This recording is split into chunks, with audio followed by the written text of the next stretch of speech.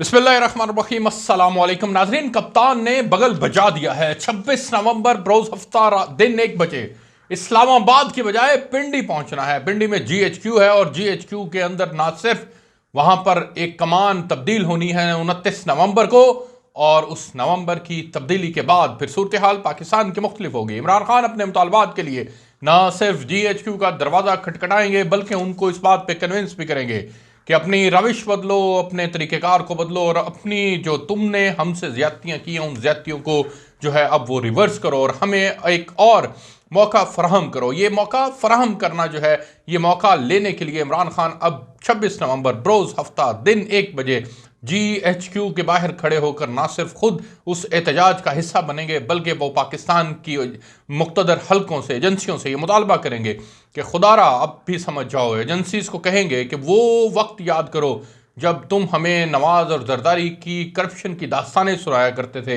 अब वो फाइलें कहाँ बंद कर दी, उन फाइलों को खोलो, एक बार फिर देखो, उनमें झांक कर देखो कि क्या ये लोग करप्ट नहीं है। तुम नहीं बताया करते थे कि ये लोग करप्ट हैं और अब क्यों इनकी करप्शन को तुमने भुला दिया। खान आज भी रवाद के अंदर बार बार ये सवाल करते रहे। खान बार बार ये पूछते रहे कि मैंने कौन सा ऐसा जुर्म कर दिया था, लोगों ने मुझे इसलिए मुंतखब किया था क्योंकि लोग इनको नापसंद करते थे, इनसे चिढ़ खाते थे, इनकी करप्शन से तंग आ चुके थे, इसलिए मुझे मुंतखब किया गया था। मेरे लिए जो है मुझ पर एतमाद किया गया था और फिर जब मुझ पर एतमाद किया गया और साथ में मुझे आपने बताया कि ये करप्ट हैं, इनकी करप्शन की मुकम्मल कहानियां हैं और वो फाइलें मुझे दिखाई गई, और आज क्या हुआ कि 3.5 साल के बाद, सिर्फ 3.5 साल के बाद आपने उनकी करप्शन की सारी कहानियों के ऊपर पानी फेर दिया और फिर इनको लाकर इक़्तिदार के अंदर बैठा दिया, मुझे निकाल दिया।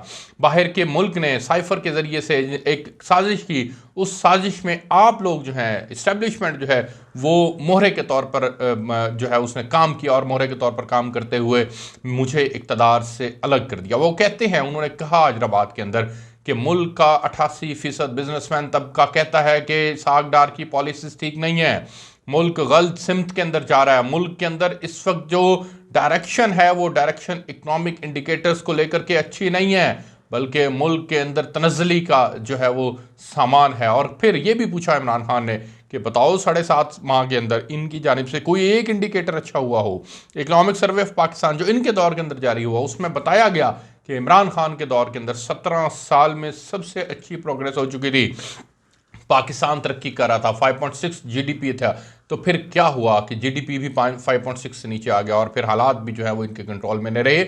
ये बार बार खान सवाल करते रहे। खान ये भी सवाल करते रहे आज कि मुझे बताया जाए कि मैं क्यों करके इक़्तिदार से अलग किया गया, मुझे क्यों करके इक़्तिदार से इसलिए अलग कर दिया गया, मुझसे कौन सा ऐसा जुर्म हो गया था, किस लिए मुझे इक़्तिदार से अलग कर दिया गया। और फिर खान ये भी पूछते रहे, बार बार पूछते रहे कि मैं तो आपको आज़ादी दिलाना चाहता हूँ, मैं तो उस हकीकी आज़ादी की बात कर रहा हूँ जिसके अंदर कानून सब के लिए बराबर हो। मगरिब की मिसाल दी कि मैं क्यों USA में जा रहा हूँ, क्यों मैं बरतानिया जा रहा हूँ, क्यों मैं UAE जा रहा हूँ और वहाँ की अदालतों को खटखटाऊँगा, दरवाज़ा खटखटाऊँगा। घड़ी चोरों ने मुझ पर जो घड़ी चोरी का इल्ज़ाम लगाया गया, ये घड़ी चोरी का इल्ज़ाम मैं पाकिस्तान की अदालतों में करूँगा तो मुझे इंसाफ नहीं मिलेगा, वहाँ पर इंसाफ जो है वो मुझे मिलेगा, इसलिए मैं वहाँ पर जा रहा हूँ। तो खान साहब अब बाकायदा तौर पर मीर शकीलुर रहमान, जियो, शाहज़ेब खानज़ादा, नून लीग और इन तमाम लोगों को एक्सपोज करने के लिए बरतानिया, UAE और अमेरिका जा रहे हैं। एक और इमरान खान साहब ने मिसाल दी, उनका मुझ पर हमला होता है और मुझ पर हमले के बाद मैं एक्स प्राइम मिनिस्टर अपनी FIR नहीं दर्ज करवा सका। ये FIR जो मैं नहीं दर्ज करवा सका ये बदकिस्मती है, निज़ाम का फेलियर है।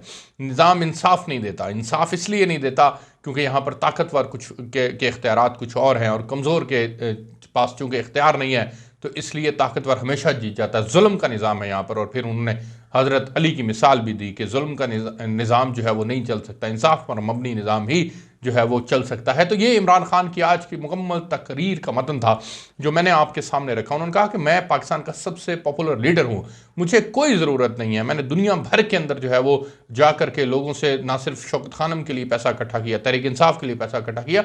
लोगों की एक ही शिकायत होती थी कि हम पाकिस्तान में इन्वेस्टमेंट तो करें लेकिन वहाँ पर हमारे प्लाटों के ऊपर कब्जे हो जाते हैं और फिर हमें उन कब्ज़ों को छुड़वाने के लिए जो है वो सालों की जंग लड़नी पड़ती है। और फिर एट द एंड ये होता है कि हमें कहा जाता है कि आप कौड़ियों के भाव इसको बेचें और घर चले जाएं। और फिर यही बुनियाद है जिसकी वजह से यहाँ पर सरमायाकारी नहीं आ रही। बैरूनी सरमायाकारी के लिए वो कहते हैं कि महज 2-4-5 हज़ार लोग जो हैं यहाँ पर सरमायाकारी कर दें और फिर पाकिस्तान के हालात बदलते हुए आप देखें। तो अब ये सूरत हाल है कि इमरान खान खुद भी इक़्तिदार के अंदर थे। मैं यहाँ सवाल उठाता हूँ, 3.5 साल तक आप इक़्तिदार में रहे, आपने कितने लोगों को कन्विंस किया, कितनी बड़ी इन्वेस्टमेंट आई। आप ये इसके सपोर्टिव आर्गूमेंट के तौर पर कहते हैं कि जीडीपी अच्छी जा रही थी, ठीक है आपके दौर में अच्छी जा रही थी, लेकिन एक कोई 2-4-5 एग्जाम्पल्स भी तो हमें दें। आज पैरल बिलावल भुट्टो जरदारी भी ये कहते हुए नजर आए कि हमें जो है वो इस बैरूनी तौर पर इमरान खान साहब ने बहुत ज़्यादा जो है वो नुकसान पहुँचाया है, खारजा महाज के ऊपर पाकिस्तान को बहुत ज़्यादा नुकसान पहुँचाया गया। तो ये उनकी एक अपनी आर्गूमेंट था, लेकिन इमरान खान ये बार बार कहते रहे कि आप न्यूट्रल किसी सूरत नहीं हो सकते, आपको फैसला करना होगा, अमर बिल मारूफ और नहीं अनिल मुनकर के दरमियान आपने फैसला करना होगा, आपको हक के साथ खड़ा होना होगा। और हक के साथ खड़े होने के लिए इमरान खान हक है और उस हक का हमें आपको जो है वो साथ देना होगा। ये इमरान खान की डिमांड थी और इसी डिमांड को लेकर इमरान खान बार बार ये ऐलान करते रहे, बार बार ये कहते रहे कि मैं आ रहा हूँ। अब होगा क्या नाज़रीन, होगा ये कि इमरान खान जो है वो 26 नवंबर को रावलपिंडी पहुँचेंगे, GHQ के सामने पहुँचेंगे। इमरान खान मुतालबा करेंगे कि मेरे मुतालबे के ऊपर इलेक्शन की डेट दी जाए और फिर नया आर्मी चीफ, जो कि जाहिर सी बात है अपने घर के सामने बड़ा क्राउड देखेगा, तो यकीनन उनके जो फीलिंग्स हैं, उनके जो जज्बात हैं, उनके जो मामलात हैं वो प्रेशराइज होंगे और प्रेशराइज होने के बाद वो यकीनन हुकूमत को कन्विंस करने की कोशिश करेंगे कि इमरान खान की डिमांड्स के ऊपर गौर व खौज किया जाए, सोचा जाए। तो फिर हालात इमरान खान समझते हैं कि मेरे हक में जो है वो फेवरेबल हो सकते हैं। इमरान खान बार बार अपनी लड़ाई क्यों GHQ वालों से लड़ रहे हैं? क्योंकि इमरान खान को इस बात पर यकीन है कि वही इक़्तिदार में लाते हैं और वही इक़्तिदार से अलग करते हैं। इमरान खान को ये यकीन क्यों है ये तो इमरान खान ही बेहतर बता सकते हैं, लेकिन इमरान खान को एक यकीन की सूरत हाल इसलिए भी हो सकती है, जो बाज़-निगार कहते हैं कि इमरान खान चूँकि खुद उस सीढ़ी के ऊपर जो है वो कदम रख कर आए हैं, उसी सीढ़ी के ज़रिए से इक़्तिदार के अंदर आए थे, उन्होंने सीढ़ी प्रोवाइड की थी, उन्होंने सीढ़ी खींच ली, इसलिए इमरान खान को लगता है कि यही मेन प्लेयर है, यही जो है वो सारा कुछ करते हैं। लेकिन क्या हमेशा से ऐसा होता है? क्या हमेशा से पाकिस्तान की सियासत के अंदर इस्टेब्लिशमेंट लोगों को लाती रही है और निकालती रही है?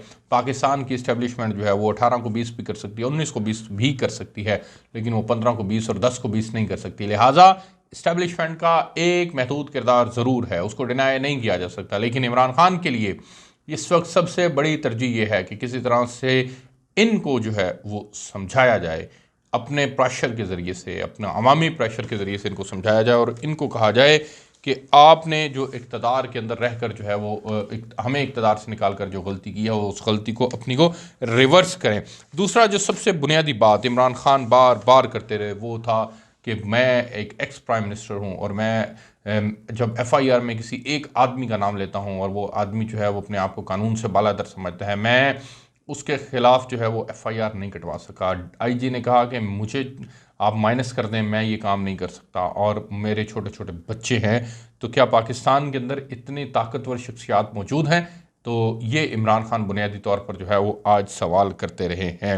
अरशद शरीफ के मामले के ऊपर उन्होंने कहा कि उसको भी इंसाफ नहीं मिल पा रहा, तो सहाफ़ी बरादरी जो है वो इस बात के ऊपर गौर करे कि अगर उसको इंसाफ नहीं मिल पा रहा, उसकी वालदा कहती है कि मुझे इस GIT के ऊपर एतमाद नहीं है, तो फिर आपको इकट्ठे होना होगा, आपको इकट्ठे होकर भी जो है वो फैसला करना होगा। कुफर का निज़ाम चल जाएगा, जुल्म और नाइंसाफ़ी का निज़ाम नहीं चल सकता। इमरान खान ने अपने ऊपर होने वाले कातलाना हमले के मुतालिक भी कहा कि जी मुझ पर जो कातलाना हमला किया गया वो एक मजहबी रुझान को बाकायदा पहले प्रमोट किया गया और 4 दिन PTV के ऊपर चलाया गया और फिर उसके ऊपर बताया गया कि इमरान खान जो हैं वो मजहब के मुतालिक जो हैं वो सही इंटरप्रिटेशन नहीं करते, लिहाजा एक मजहबी जुनूनी को फिर तैयार किया गया और फिर उसके ज़रिए से मुझ पर जो है वो हमला करवाया गया। 25 मई के जुल्म का जिक्र उन्होंने किया, आज़म सवाती के ऊपर हमले का जिक्र उन्होंने किया, मारपीट का जिक्र किया, नंगे करके मारने का जिक्र किया, शहबाज गिल के ऊपर FIR का जिक्र किया, शहबाज गिल को मारने का जिक्र किया, एयरवाई की बंदिश का जिक्र किया,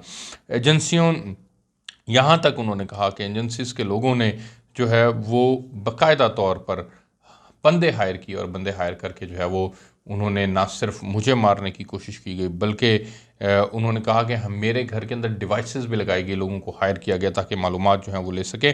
डर्टी हैरी का जिक्र किया गया। डर्टी हैरी वही मेजर जनरल फैसल नसीर को वो कहते हैं और मेजर जनरल फैसल नसीर के मुतालिक उन्होंने जो गुफ्तगू की है वो बहुत अलार्मिंग है। अब तो ये बाकायदा तौर पर वो कहते हुए नज़र आते हैं कि इस्टेब्लिशमेंट जो है वो ही अरशद शरीफ के ही मामलात में कहीं ना कहीं ज़िम्मेदार है। ढके चुप अल्फाज के अंदर वो ये तमाम बातें करते हैं। तो ये तमाम चीज़ें जो हैं वो आज इमरान खान साहब की गुफ्तगू का हिस्सा थी जो हमने आपके साथ शेयर की। बहरहाल इमरान खान जो है वो इस्लामाबाद की बजाय अब पिंडी जा रहे हैं और पिंडी के अंदर जा कर के वो देखते हैं कि क्या करेंगे, सूरत हाल किस करवट बैठेगी। बहरहाल एक चीज़ तय है कि इमरान खान प्रेशर बिल्ड करना चाहते हैं, इसके अलावा उनके मकासद में कुछ और नहीं है।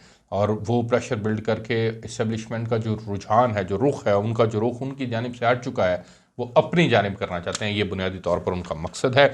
आपको इस फील्ड से जो है वो अपडेट कर रहा था। इजाज़त दीजिए, आपसे फिर मुलाकात होती है। अल्लाह हाफ़िज़।